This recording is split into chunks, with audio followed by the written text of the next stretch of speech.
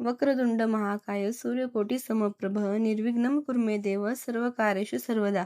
Shri Swami Samarth. Good morning सगळ्यांना. नवीन दिवसाची छान अशी सुरुवात. तर हा व्हिडिओ आहे कालचा, म्हणजेच अंगारक चतुर्थीचा. इथे मी देवासाठी खूप छान फ्रेश फुले घेऊन आलेली. तर वर्षाच्या पहिल्याच मंगळवारी अंगारक चतुर्थी आलेली आहे, म्हणजेच वर्ष पण आपल्याला असंच पॉझिटिव्ह वाईब्स घेऊन येणार आहे. मी सकाळची सगळी कामे आटपून देवपूजा करायला घेतली. गणपती बाप्पांना अभिषेक घातला आणि सर्व देव देव्हाऱ्यात मांडून घेतले. त्यानंतर सर्व देवांना अष्टगंध लावला. अष्टगंध हा सर्व देवांना चालतो, त्यामुळे सर्वांना अष्टगंधच लावते मी. अशा प्रकारे मी माझी नित्यपूजा करून देवघर छान सजवून घेतलं.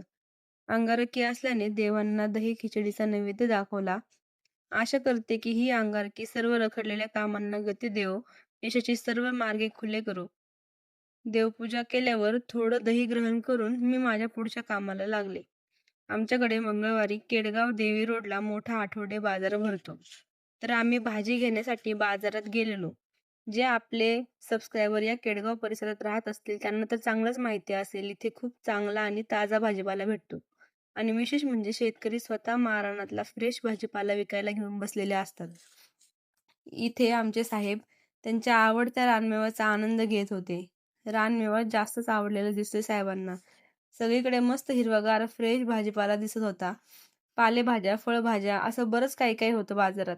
त्यानंतर आम्ही भरपूर असा भाजीपाला घेऊन घरी आलो. घरी आल्यानंतर मी तो नीट आवरून ठेवला आणि आज बाजारातून मी फ्रेश अशी हरभऱ्याची हिरवी भाजी आणली होती. त्याची रेसिपी पण मी तुमच्यासोबत लवकरच शेअर करणार आहे.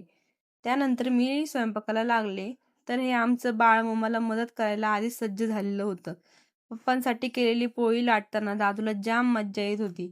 गणपती बाप्पा म्हणले की त्यांचे फेवरेट मोदक हे आलेच आणि इथे मी बाप्पासाठी मस्त असे मोदक बनवून घेतले.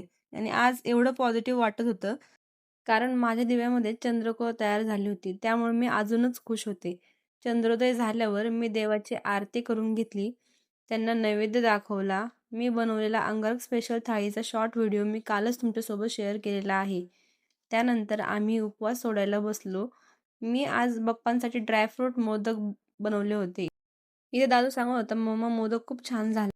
तर तुम्हाला माझा आजचा व्लॉग कसा वाटला मला नक्की कमेंट करून सांगा आणि आपल्या चॅनलला लाईक, शेअर आणि सबस्क्राईब करायला विसरू नका. भेटूया अशाच एका नवीन व्लॉगमध्ये.